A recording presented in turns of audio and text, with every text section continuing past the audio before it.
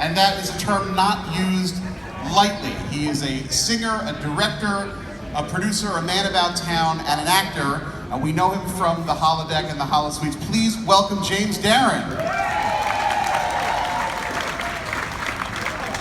He left for a minute. Please welcome James Darren, everybody. Right. Everyone, please welcome Terry Farrell. How many of you were up with Dawn this morning to do yoga with Terry? Terry, it's so good to see you. Thank you. It's good to see you too. Can you help with this? Yes, I'm not as short. I love that your toenail polish matches your dress. I can't give up my glass of wine.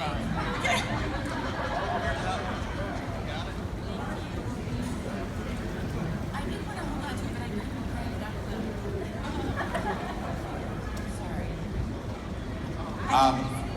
Sorry. Our next guest, the only person on the boat that has a room named after her. Or after her character, anyhow. Please welcome Chase Masterson.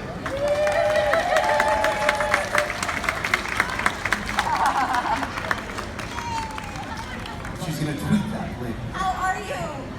I'm so excited. This is so much fun. You guys should see yourself, really. As I said earlier, every Star Trek fan on Earth is going to be jealous of you. Right? Why limit it just to Earth? Jealous of us. That's true. So true. Our next guest, as I mentioned earlier, really a show business legend. We're honored to be in his presence. Please welcome. Introduce me.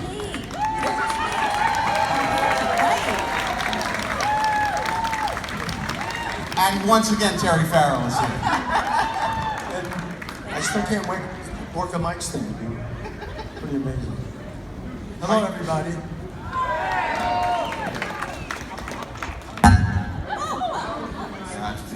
Is that you, James? Excuse me. No more booze for you. No, it's that garden cafe. Don't admit to it. Don't admit to it. Okay. Doesn't somebody have a dog here? It's the trough. Yeah, okay, right. Someone just shouted Dabo. Thank you, baby. Dabo, yes. Thank you. Chase, let me ask you, in your own words, Whose other words would they be? It's true. What are the rules to Dabo? I was gonna use Jimmy's words, actually. There's no rules to Dabo. It's the weirdest thing because, as I've said, Paramount is the ultimate Ferengi. And you would think they would take advantage of the fact that they could create another game for you to buy, right? But unfortunately, the only place you can play Dabo is at Star Trek Online, which I hear Miss Farrell may be doing soon. Oh, she's my cheerleader for sure. Oh, yes. Well, I think Terry should be in everything, not just Star Trek Online, not the Star Trek. But anyway, that's the deal. No rules for Dabo. If you want to make some up, come up and tell me. So when you were doing the show, the directors or writing over pulled you aside and said, the wheel spins this way. They just said, shout. You just shout when it's time to shout, and the wheel keeps going, and then they invariably look at someone else. But that's cool. It's okay. I'm just happy to be there. Even with Wally Shawn, when we were pretending to play, was it Damo that we were playing with Wally? That was the other one. What was the other one? What game did they play with Grand Nagus Set? Dom Jump. Okay, well, you know what? Thanks, Terry. Thanks a lot. Sorry. I'm not a Dom Jot girl. I didn't mean to one up you there, but when Grand Nagus and I were playing, we were making it up too. It was like we were totally making it up. And Wally and Armin were sort of the ringleaders. How many cards we had or whatever. The director didn't care, the camera didn't care. Yeah. No, the script didn't care. It was just keep moving, make it look like you're playing a game. Sorry, you didn't care. Exactly. Everybody back there cared, but you don't care. Right. You know what I'm thinking? These guys have been drinking all day. All day. Drinking in their Star Trek bathing suits. Yes. Well, making up a Getting so much sun. No vitamin D deficiency after the Star Trek cruise. How about that? No, making up a game is in Star Trek lore, of course. Captain Kirk invented his own make-believe card game on the fly. What was the name of that game he created? Fizbin, they all know it. Very good. What's it? It's called Fizbin. And what are these rules? Well, that's just the thing. He did it to confuse And then when they got confused, he socked them in the jaw. This was an episode? This was in the original series. I was too young to get it, I guess. I watched it, I just must have watched it. I have a question for Mr. Dan. Because, as I mentioned before, you've been in show business for a considerable amount of time. And, you know, we're working the cruise ship right now. We're having a lot of fun. But I would imagine in your travels over the years, and you've been in show business for decades, what's the weirdest place you've ever done a gig? Right here. This is the strangest gig I've ever done in my life. It really is. I've never worked, you know, with a group of people sitting on the edge of a pool, 2 people drowning in it. But it's fun. It's nice, you know. The nice thing about the cruise is that if you stay out long enough, you just nap automatically.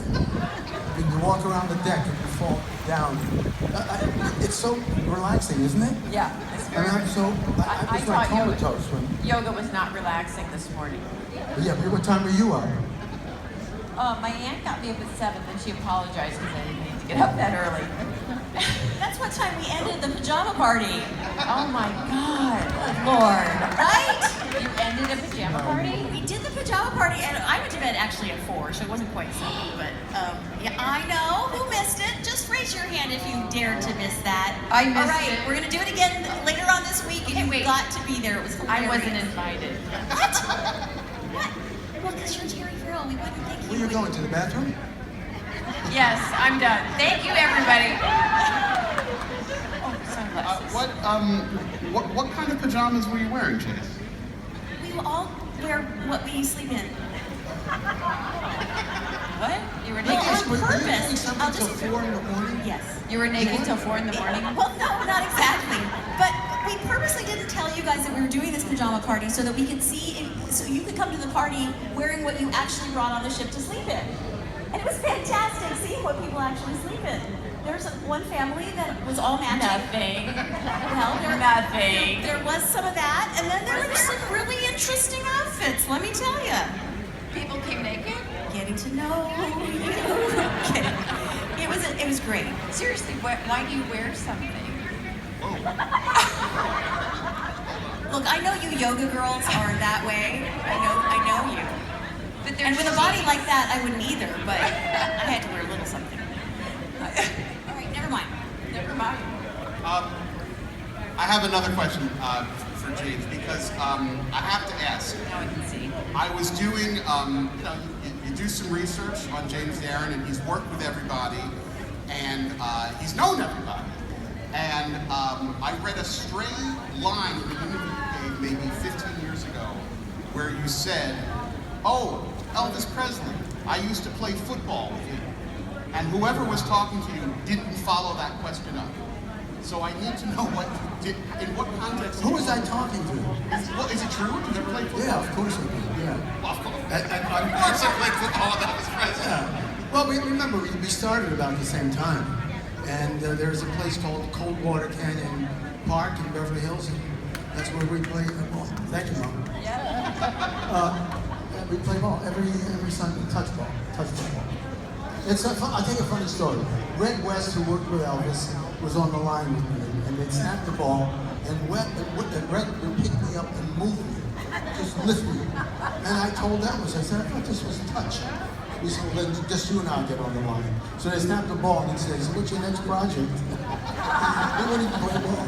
Now, he was a wonderful guy. Really So this was something that he organized with friends periodic. I mean, this was his little scrimmage, Elvis's personal. Absolutely. He always played football.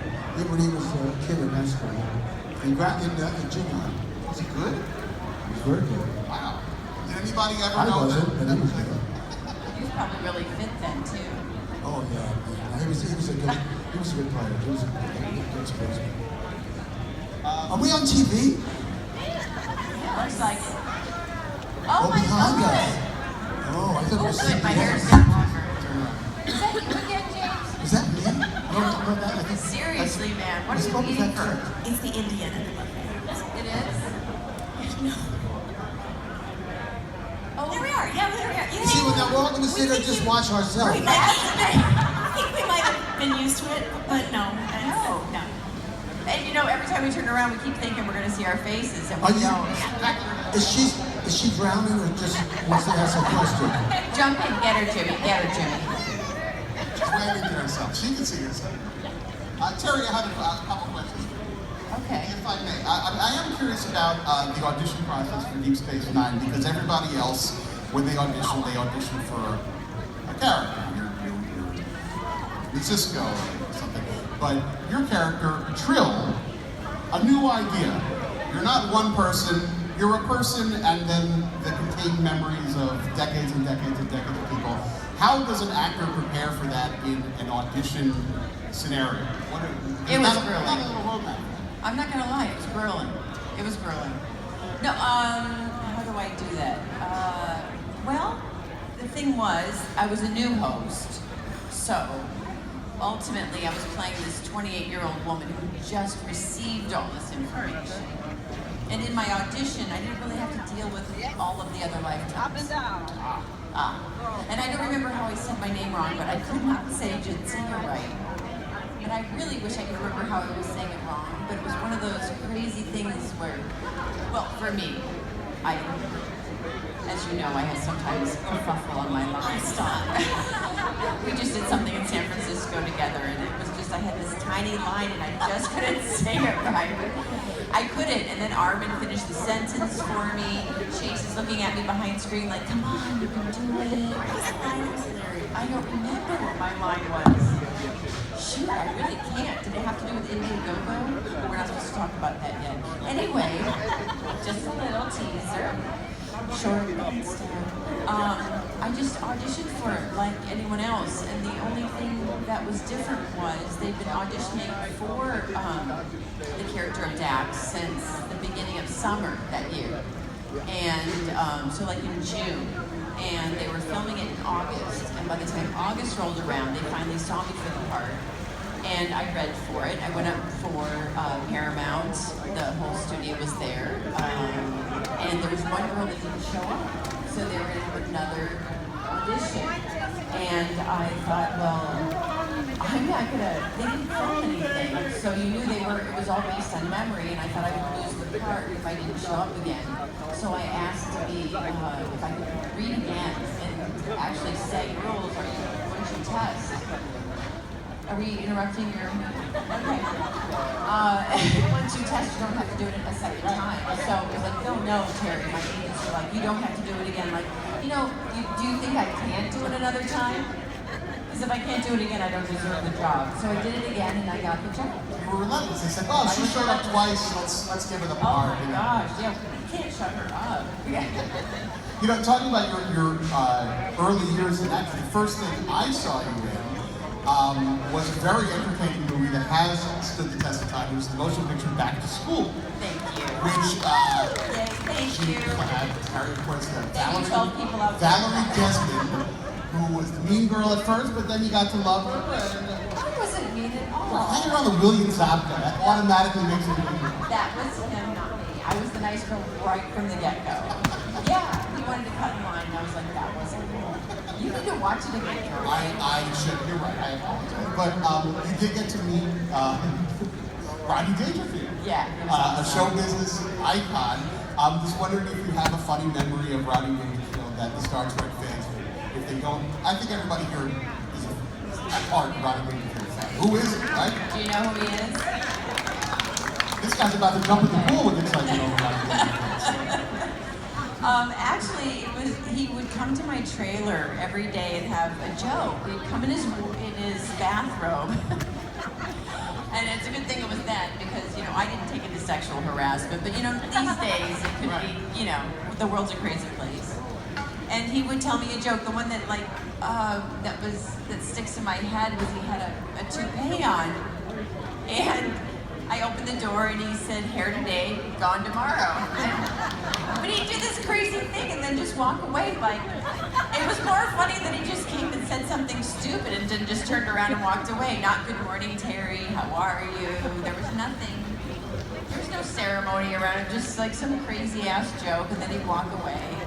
Was he doing this with everyone? Was he just saying the same joke? This was special for you. It was special for me. Yeah, it was really sweet. And afterwards, I saw him a couple of times out there in the world. And one time in particular, I was being harassed in an airplane. There used to be this airline called MGM Grand, and they would fly you from Los Angeles to New York. They just went back and forth. Do you remember it? You've been on it? Sure. And in the front cabin, which would be normal first class, it was more like a bar. And there were seats there and everything, right? And they had a guy there that would make omelets or what have you. And then in the back of the plane, which used to be economy, That's good. they were sectioned off like you were on a nice train, like Harry Potter, right? Only an airplane version of that. So this guy was hitting on me and really bothering me, and Rodney's bodyguard came from behind in the back of the airplane and said, "Miss Farrell, Mr. Dangerfield wants to make sure that you're all right." And I said, "Actually, I'm not so much." And he said, "Well, I think you should join us in the back." And I was like, "That would be lovely." So I was escorted back to, I don't know what everybody thought we were doing, but I was just feeling very safe. I'm sure Rodney didn't mind that everyone thought this young girl was going back to hang out with him. That's awesome. Yeah. Chase, quick question for you. You, not that long ago, did an appearance on The Flash. Did. Which is, are there DC Universe fans in the house? Very cool. Is everybody excited for Gal Gadot as Wonder Woman this year, right? We've seen the photos. I would maybe cast Farrell, but Gal Gadot looks pretty good in the outfit also. So tell us about The Flash. Are you a DC, now you're part of the DC Universe? I am, and it was really super fun. I hear I'm coming back, but I don't know when that will be. All right, time to go get ready for holiday. Otherwise I'm It's going a to be in great trouble. team, which is the most important part of any show, as we know. And it just was really super fun. Andrew Kreisberg was a fan of DS9. He's the executive producer of The Flash, and he wrote the role for me. And it was super fun. He was really nice. He did that for you too, so I don't know. But yeah, anyway, I love that team, but I have a more important note for you on the DCU. You mentioned Gal Gadot. Did anyone hear, I'll say this quickly. Did anyone hear about Wonder Woman being a global UN ambassador? I got to make the introduction for that to happen between DC and the UN in March. And Gal Gadot was there, and I got to go, and all the other Wonder Woman people, and it was for the purpose of her inspiring women and girls and men to do great things of wonder, all the wonders we can do in real life. Making that cross and the real world. Thank you. It was really exciting. The UN was abuzz with pop culture that day, and I'm doing another panel there in March. The baby. Wow. Yep.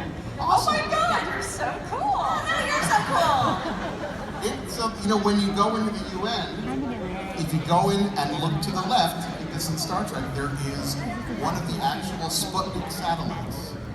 If you see a big silver sphere, that's not just like some junk. It's a Sputnik up there in the Sputnik, the Russian satellite? Yeah, the one that they didn't send to space, but the one they built. You know, the rest are all floating around as junk. But Tonight, you come point it out. no, it's well, yeah. Is there anybody in it? A dog? They have an old dog that's still scratching up. I'm really confused. The guy's smoking it. He's got a joint. Really hot. So in a moment or two, we're going to cut it out to you in the pools and in the audience if you have some questions. But Chase, you mentioned doing the thing at the UN. You also have another group that you work with that you co-founded, and you're having an event here on the cruise called the, I hope I get it right, the Pop Culture Hero Coalition. It is. Also known as the PCHC.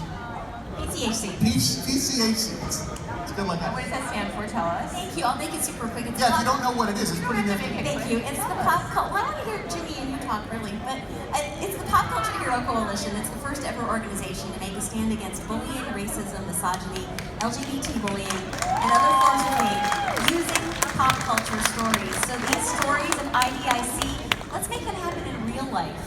Our motto is, we love heroes, why not be one? And so I got to bring the UN to their very first Comic-Con, and we are actually we've formed a team and are in the process of creating curriculum to bring principles of IDIC to kids in grades K through 12 to teach them inclusivity and understanding and kindness and to really value who each person is, and hopefully we can really end racism and misogyny. And so it's super exciting. It's a nonprofit. I'm all volunteer, and I have been volunteering since I founded the organization in March 2013. All that work because I see it's working. Let me ask you, how did you start it? I mean, because you do amazing things. You do so many things. You, it's true. How did you start something? Exaggeration. Thank you. And how did you get to go to the UN? Why can't you even get into DC? I'll tell you real fast because it's a funny story. So, I've been mentoring kids coming out of gangs for several years, and I heard about this little girl named Katie who was bullied for loving Star Wars. I read about it in the news. And so a bunch of us logged onto this site and said, we love you, Katie. You can love Star Wars if you want. Girls love Star Wars. You be who you are. So her mom and I kept in touch, and we realized there's really something to this women being bullied for loving science fiction or for anything else. And I realized that kids were bullied into joining gangs. Girls are bullied for loving Star Wars. The whole world is full of some kind of that oppression, and it's all the same dynamic. And it has no place in the world. So I said, let's form a coalition. And then I went, oh no, what did I just do? So I thought, who would be in a coalition? I thought, well, the UN. That just sounds right? So I called them. I looked up the number online, and I called and I said, hi, this is Chase Masterson from Star Trek. And I'm doing a coalition to end bullying. And you guys end bullying, right? With countries? So, would you like to join? And they said, oh my God, we've always wanted to go to Comic-Con. That's awesome. Who cares? We got them there. Exactly, and they had, and their reason is they want you. They don't really want me or the coalition is nice, but they want the hearts and minds of the general public, young, fun people who know what it's like to really care about the world, and they see that that's what these stories do. And so from there it just grew, and I was afraid for 2.5 years to make a nonprofit because I didn't want to deal with the IRS, who does. And I finally just did the paperwork real fast, and they say it takes between 2 and 4 months and as much as 18 months to get a nonprofit status. Guess how long it took us? A day. Yeah. 7 days. Wow. Because, Warp speed. and That was worse. thank you, and this is the last thing I'll say because I don't want to go on right now, but come to our panel later in the week. Tell us when. It's I don't know. It's later in the week. I'm It's in sorry. the book. It's Can in you the look? book. Can somebody look and let me know? I think it's Sunday. What's it called? Well, then we know what to look Is for. it Sunday? It's Sunday. It wasn't my intent. Anyway, bottom line is even It's the not Sunday. We're gone Sunday.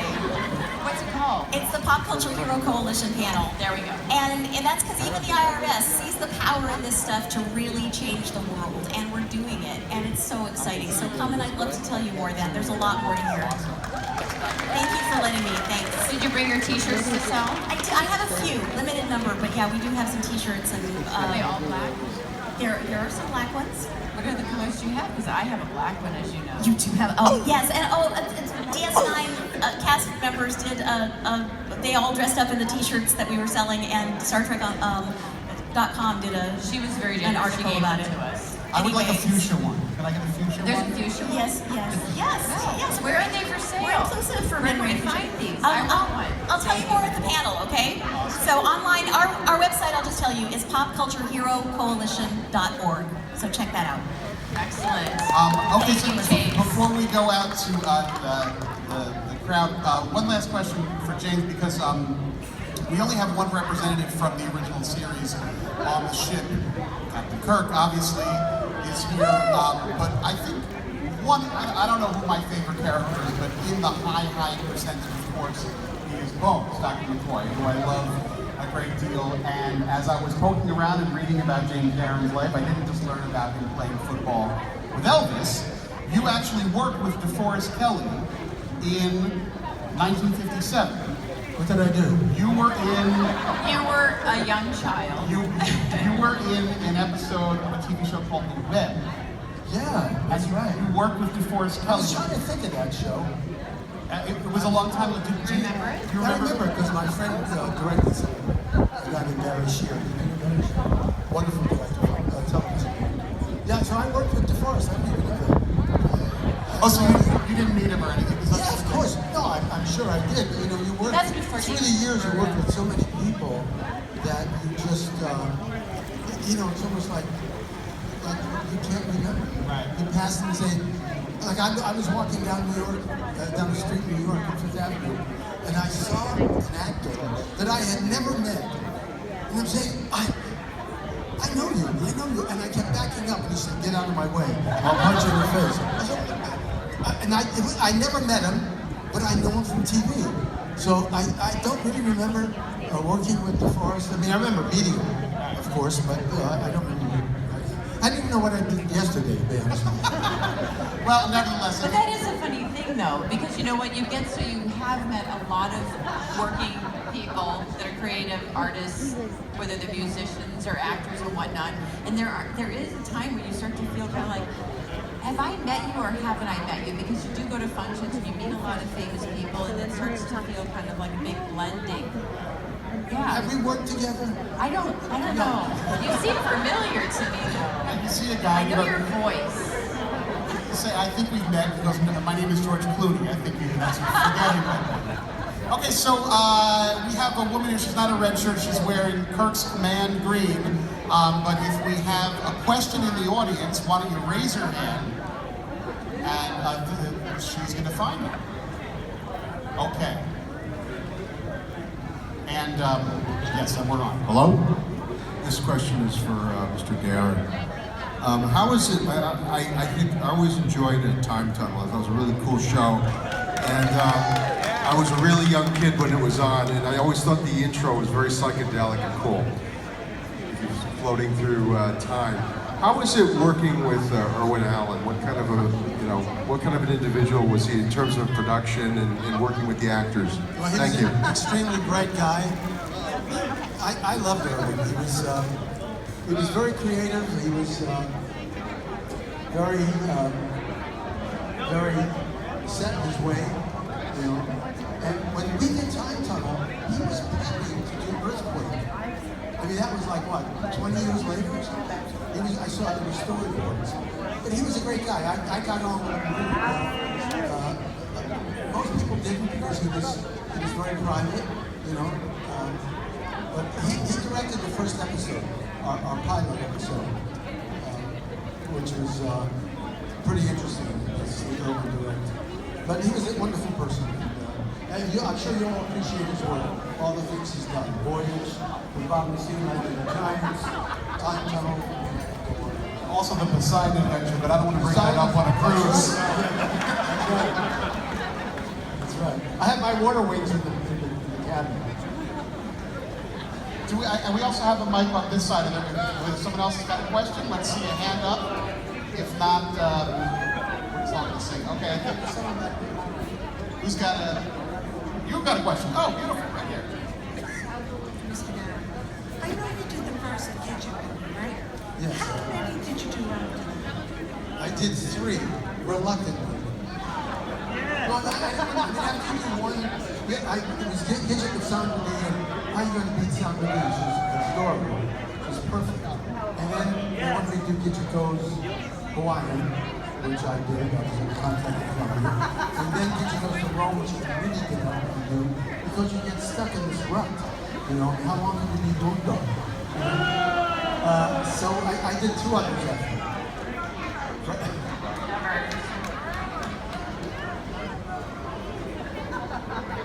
Okay, in the back with the blue shirt, wearing science blue.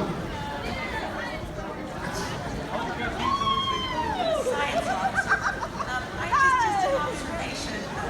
One of the things I think that makes Star Trek so enduring is that we are getting closer, I think, to just being humans on this planet instead of an ism, you know, an ist, communist, or a person. I think that's one of the exciting things about science fiction and Star Trek is what you're trying to do is like, this is a testimony to we're making progress. I hope that we're becoming humans first and forgetting all the other.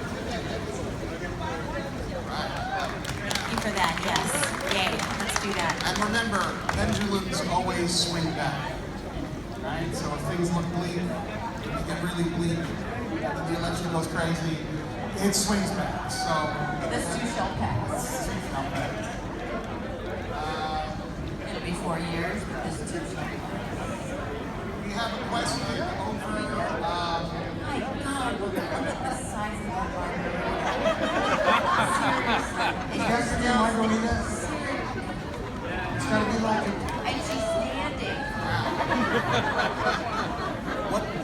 What would Quark charge for that margarita? My God. 10 strips of gold cross lat.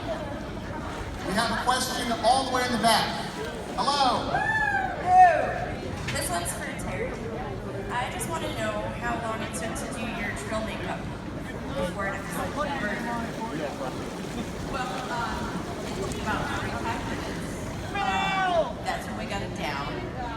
Mike, or we, like I had anything to do with it other than sit still. Mike Westmore would hand paint them every day. And they started out in watercolor. And then I had my special fan on the set. And I'd always have to wear tissue paper around my turtleneck, my little mock turtleneck. And it helped me, it did inform the character some because I wasn't supposed to move my neck because it would make it all blurry on the sides. So I had to keep my head straight. So that was part of the reason why I had that posture, was just because I didn't want to mess up my makeup. But it works. It works. How long did it take to do the makeup when you took a trip to Rice? Oh yeah, that went all the way down. That baby. I don't know. It took a while. He had to come to my trailer. His wife Marion called. Yeah, she has to talk to me. No, I'm just kidding. She didn't call, but it wasn't to talk to me. What I loved on Deep Space Nine was how the characters progressed throughout the years. Was there any way that you would have liked your characters to progress differently? Terry, let's start with you. I'd like to have not died.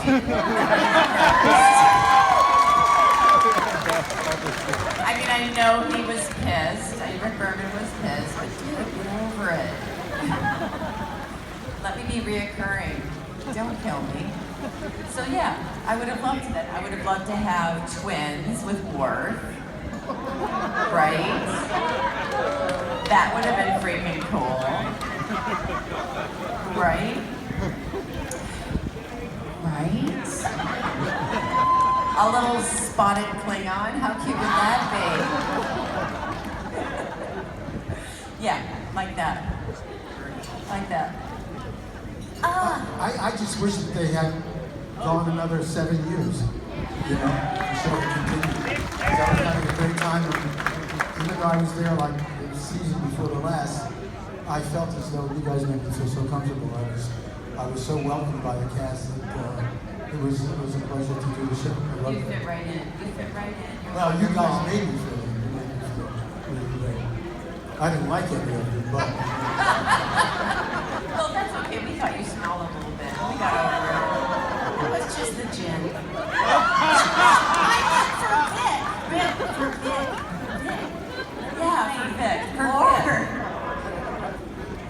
Never mind. I'm glad you. Gin. no, I drink Jack Daniels. Oh, okay. All right. A little Jack. Chase, your character ended in a really nice place, I feel. It did. Go figure, Ron becoming the Grand Nagus and I being First Lady of Ferenginar. I'm up there selling clothing, damn it. I too thought it would be fun if Lita and Rom had a baby. But what would that be like? Cleavage with ears? I don't know. It'd just be awful. Very sensual child. Very sensual, large, dorky child. In a good way, in a sweet way. Well, maybe it would have taken after you and been beautiful. And beautiful, taken after Rom and been beautiful. He was sweet. He was so sweet. His soul was very sweet. He is my favorite on screen and off. Oh, I would have liked it if there was some more. Your face was much easier to look at than his. Oh, okay, well. Oh no, we know he's sweet. Get over it. Seriously. There is that thing that when you're acting opposite a Ferengi, you have to have this kind of exaggerated the kind of thing that would be able to keep up with something like that on camera, right? And so this is kind of an answer to your question. I wish that Lita had been able to be more grounded. I feel like I'm a lot more grounded than Lita, but you couldn't You mean really as a fit human? that in as a human. I mean, just some more earthiness. But how could you do that and fit that in with the theme of the Double Girl and the Ferengi? It just wouldn't have worked. So I was grateful for what we had. I never thought of you as being grounded. No. Thank you. Never. Right. No, I Wasn't mean, there That's like what I mean, yes. Was there like a 21st century Betty Boop quality to her? Yeah, that's, I saw her. No, She but was it was hovering. great. It was sexy and sweet. She was Anyway. hovering by my cabin the other day. I just saw outside. You know, I mean, you have so much energy. I've never met anyone and good energy, which is great. So that's terrific. Would you like to be my manager? Yes, sure. I will just be taking over the role now. No, it just, yeah. If Lita had become like a doctor or something, that would have been nice for me. But hey, what do you want? A midwife. She could have been a midwife. And delivered your children with words. He worked it out. Yes. DS9 the movie. And Jimmy, you could have sang through the whole thing. Jimmy would have been singing in the background.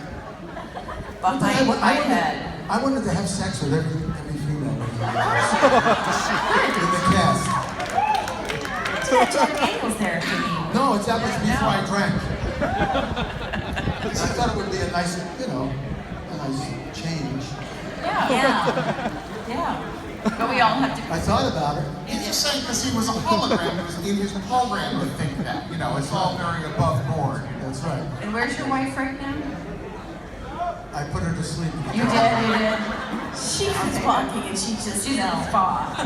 Have we got another question here? You might get electrocuted if you ask the question, but the Margarita Girl's got a question. Okay. Can you speak right now? Absolutely. Wow. This is for Chase. Did you ever get poked by Max's Snaggletooth? Oh, God. That was scary for a minute. That's what I was talking about. Poking on the Stopped at pose. No, God, no. This is a family show. Yes, One at no, sea. we did have his snaggletooth, and it did actually hurt when we kissed that one time. But, that's what Star Trek is like, right? When you hardly ever kiss on camera, so we didn't have to make, I didn't have to be afraid. Because God knows in Star Trek, if you go like this, it's sensual, right? No, none of that. Not for Klingons and Trill. Oh, that's true. We break bones. That's true. No, Rob and I were very civilized, thank you. He did get his makeup on me, which was a little obnoxious. And it smelled weird, didn't it? That latex. Yes. We have another question right up here in purple. Just an announcement.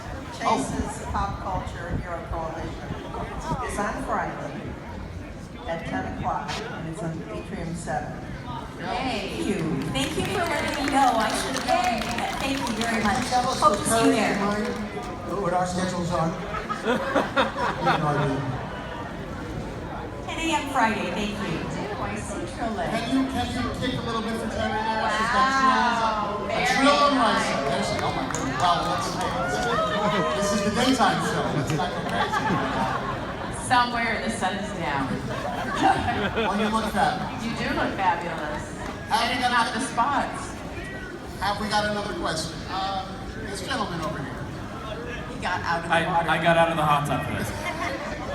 I'd just like to hear, either individually or as a group, if any of you have any crazy or eccentric stories about Avery Brooks. Why would you think that? What? Does anyone else have a question? I think you handled that very well. Really, I think you said all there was to say about That's that. about it. I thought that Avery was very sweet to me. Didn't like the rest of the cast, but he's a very interesting man. He's a wonderful actor. He's a great musician, and he sings really well.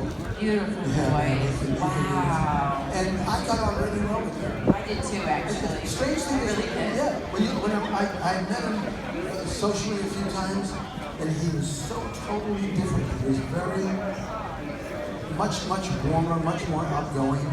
And it was kind of strange. On the set, he was kind of reserved, you know, but he's a wonderful guy, trust me. He's a wonderful guy, incredibly talented. Yeah, he has a lot going on. He was a professor at college in New York.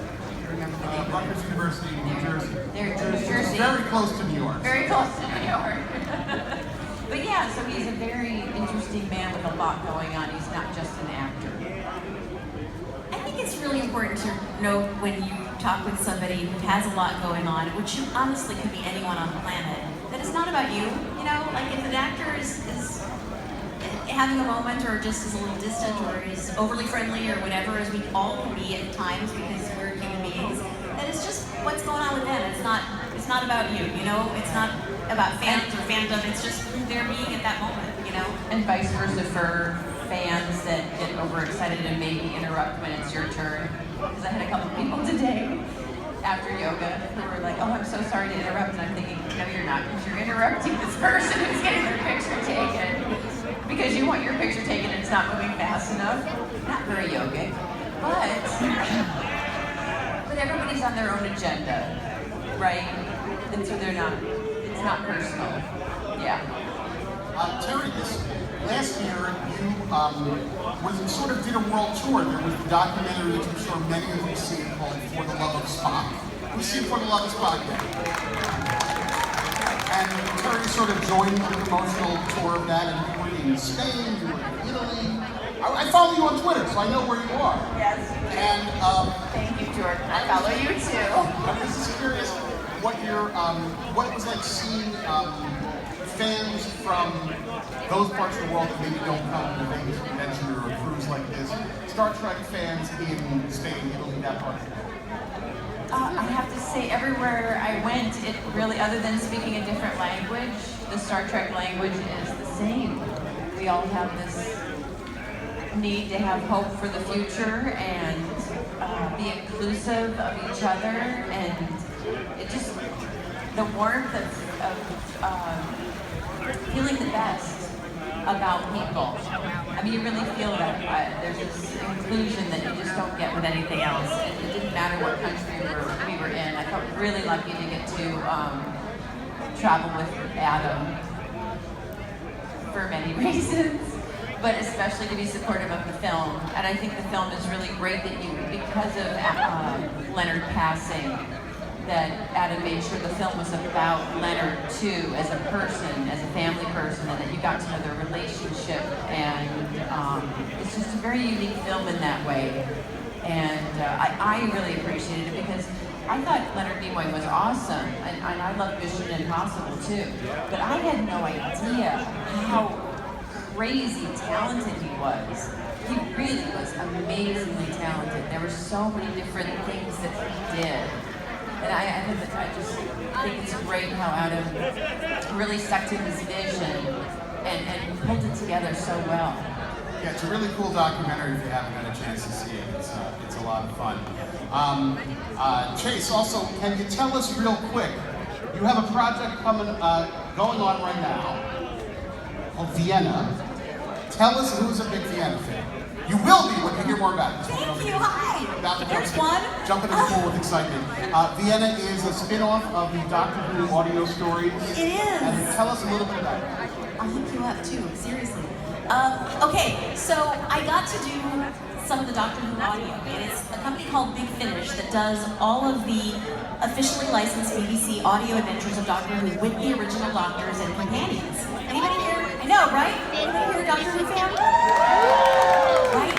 So Big Finish, right with the TARDIS phone, Big Finish is this company that does ongoing stories of Doctor Who with all the Doctors, just the audio. So what you get is incredible science fiction that otherwise would never be made. Great epic stories, but they could never afford to make them on camera because that would be $200 million.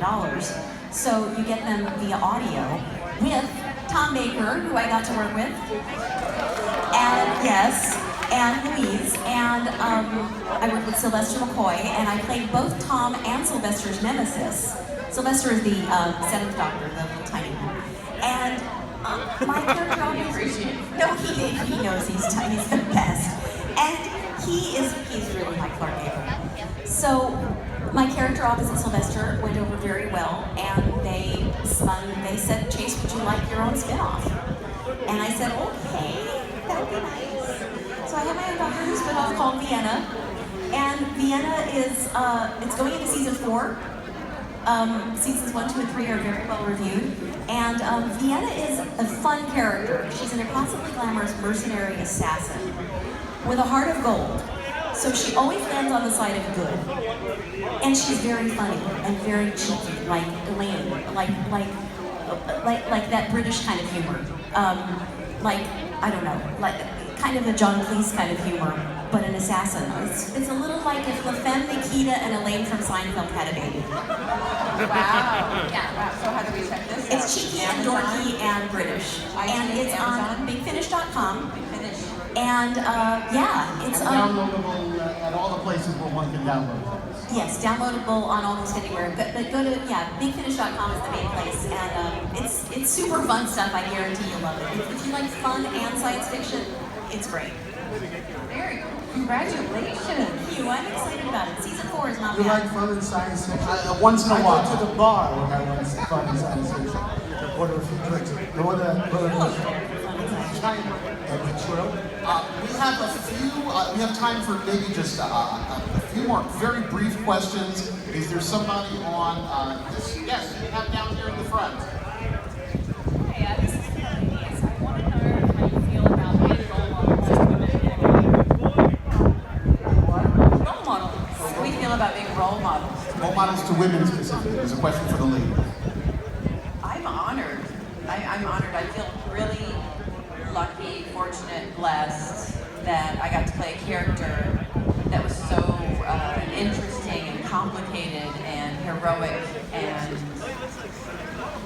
I mean, I couldn't have thought of a better character to write, and I'm so grateful for all of the writers that contributed to helping me become the best Dax I could be, and for all of the directors and other actors that helped me discover who that was, and it's amazing. It's an honor, and it feels like the right thing for sisterhood. I have 4 sisters, and as all women know, there are women that love women, and there are women that maybe don't love us so much. Maybe they're a little more competitive, and they can't quite figure that out.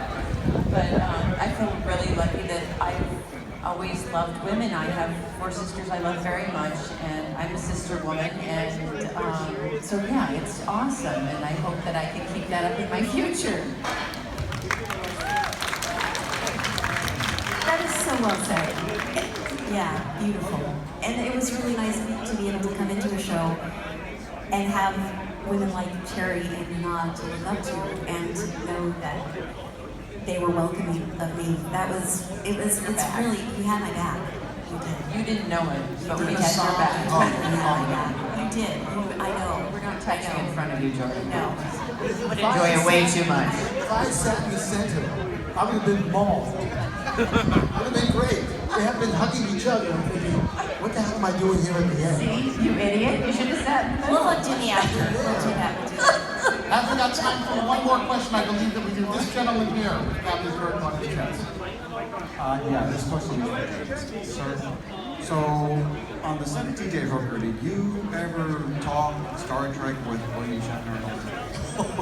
No. Star Trek?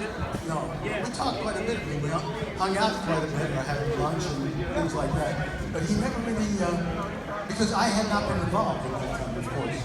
I mean, it was really ironic that he had done Star Trek, the original, of course. I had done Time Tunnel, and then we did TJ Hooker together, and then he went on to do all the Star Treks, and I lucked out with Vic Fontaine. But no, we never talked about Star Trek. For whatever reason, I don't know why. Not that he would object to it or something, not me. But we talked about a lot of things. Horses. He loves horses and Dobermans. I love Dobermans. So, in fact, I got some of my food though. Some of my Dobermans. Oh, she dropped her watch. I can never take you anywhere. Watch, computer, phone. But he's I love working with him. They're wonderful. Well, you know, we have time for just one more question, I think, and we are going to. Oh, I have one. Is there any? Sorry. I have a lot on my list, but none of them are getting me right now. So let's throw it out to the audience. Let's make it a good one. I want to conclude with a grade. Is this like a grade A question? Is this like a season 6 Dominion War arc question that's really good? Let's do it. Let's hear it. What are we doing? This gentleman is going to ask us the final question of the afternoon. And if it's not good, he's going in the pool. Oh, cool. Where is he? Let's throw him in. Hello. Oh, that's terrible.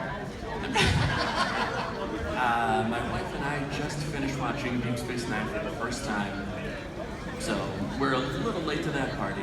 But I kind of wanted to know what episodes were everyone's favorites to do, because there's always every season time travel, there's an ensemble cast, there's a specialty episode about focusing on one person, there's holodeck ones. It always looked like to us that everyone's favorite episodes were the alternate universe, where everyone got to do anything they wanted. My favorite was seeing Vic Fontaine as a mercenary showing up in the last alternate season episode. That had to be pretty cool, so just wondering what everyone's favorites, or maybe the kind of episodes everyone groaned at, that they were like, oh, I'm not having a time travel episode. Do you have one, Karen? Do you have a favorite episode? You know what, I hadn't seen this for a long time, but Adam, Nimoy's watching Deep Space Nine for the first time because he's working on Deep Space Nine, the documentary with Ira Bear. And so he asked me to watch, what did I want him to see? I said, you know, I haven't seen Blood Oath for a long time, with being the Klingons. And we watched that last week in LA, and that was amazing because I got to work with John Colicos, Michael and Sarah, Bill Campbell. These guys were amazing. I mean, I have a lot of favorites. There's some episodes that I'm kind of surprised that you guys made it through our show. There are duds, though, that I'm like, what? That was terrible. Really? No, I mean, they are all brilliant. What are you talking about? No, we are Star Trek fans. We love it all. Speaking of which, teaching Quark how to become a woman. There you go. There you go. Lumba. Yeah, that was fun. It was a blast. I think, though, I'll just say my favorite episode harks back to your question about being a role model, and it was really anything where Lita got to love Rom because of who he was, because he was pretty on the inside. And I loved that theme. There was obviously a bunch of that. So, and getting to see when he felt beautiful, he was able to be seen and accomplish great things. And isn't that how it goes? When we're loved, we become someone newer and newer. I got that with Renee. You felt newer and newer, more beautiful. I mean, there was something so connected between he and I. You know, I don't know what it was, but when you connect with another actor, you know, you can't explain it. But I just had a great rapport with him. Yeah, I loved Renee.